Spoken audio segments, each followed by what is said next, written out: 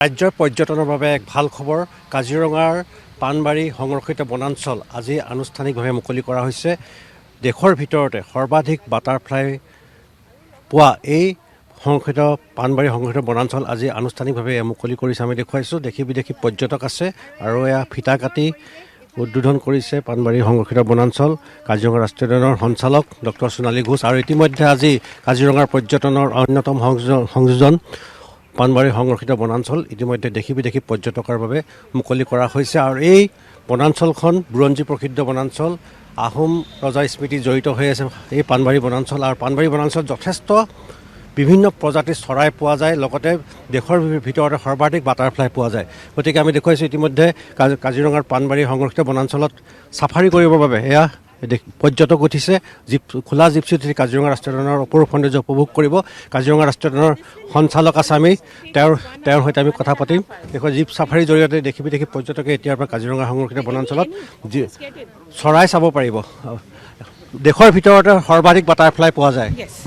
Absolutely. পাণবাৰীটো আমাৰ এটা আমি ক'ব পাৰোঁ এটা হিডেন জেম কাজিৰঙাৰ, কি ইয়াতে মানে এটা সৰু জায়গাত মানে এটা স্মল এৰিয়াত আমি যে ইমান ডাইভাৰ্চিটি পাওঁ।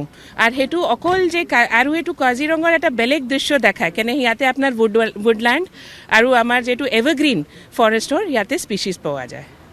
কেইটাৰ পৰা কেইটালৈকে চাব পাৰিব পৰ্যটকে?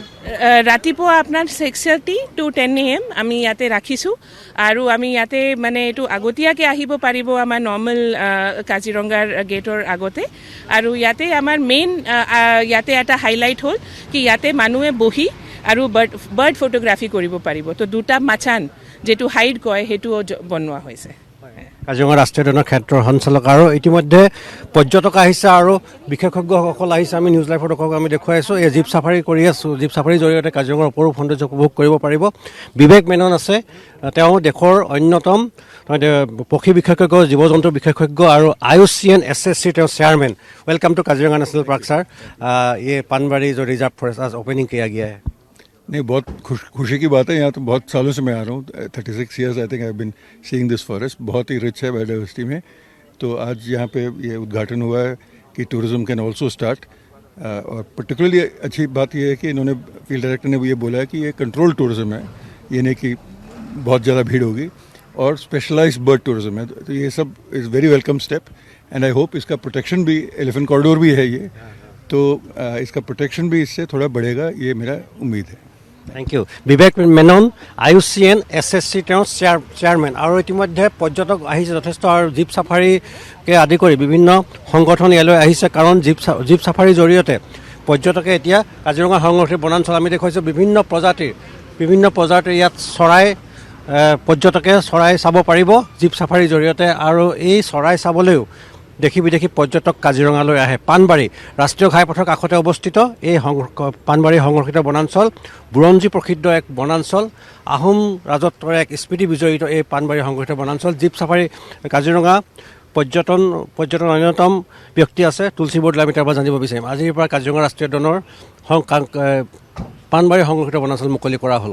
পৰ্যটক ইয়াত যথেষ্ট আহিব, যথেষ্ট পৰ্যটক আহিব। আৰু এইটো আমি উদ্যান কৰ্তৃপক্ষক ধন্যবাদ জনাইছোঁ যে আজি পাণবাৰী ৰিজাৰ্ভ ফৰেষ্টখন খুলি দিয়াৰ কাৰণে। আৰু বহুতো পৰ্যটকে আচলতে বিভিন্ন প্ৰকাৰৰ প্ৰজাতিৰ চৰাই চাবলৈ বিচাৰে, আৰু সেই চৰাইসমূহ আপোনাৰ এই পাণবাৰী ৰিজাৰ্ভ ফৰেষ্টৰ বিভিন্ন আপোনাৰ গছ গছনি মূল্যৱান ইয়াত পোৱা যায়, আৰু বহুত বনৌষধি, তাৰপিছতো কেতিয়াবা আপোনাৰ হাতী জাক পোৱা যায় আৰু অন্যান্য জীৱ জন্তুসমূহ। আৰু এইটো খুব ভালকৈ, আৰু এইখন খুলি দিয়াৰ কাৰণে এতিয়া ৰাষ্ট্ৰীয় উদ্যানত ধৰি লওক ভিৰটো অলপ কমিব। সেইটো কাৰণে আমি সঞ্চালিকাক ধন্যবাদ জ্ঞাপন কৰিছোঁ।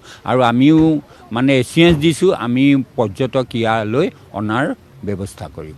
এয়া দেখুৱাইছোঁ কাজিৰঙা পৰ্যটনৰ লোকসকল আছে। আৰু এয়া জীপ চাফাৰীৰ জৰিয়তে দেশী বিদেশী পৰ্যটকে এতিয়া কাজিৰঙা ৰাষ্ট্ৰীয় উদ্যান দৰ্শন কৰাৰ লগতে কাজিৰঙা ৰাষ্ট্ৰীয় অন্যতম সংযোজন কাজিৰঙা পাণবাৰী সংৰক্ষিত বনাঞ্চলত জীপ চাফাৰী মই দেখুৱাইছোঁ। প্ৰথমখন জিপচি ইতিমধ্যে কাজিৰঙাৰ পাণবাৰী সংৰক্ষিত বনাঞ্চলত প্ৰৱেশ কৰিছে আজি মুকলি কৰাৰ লগে লগে।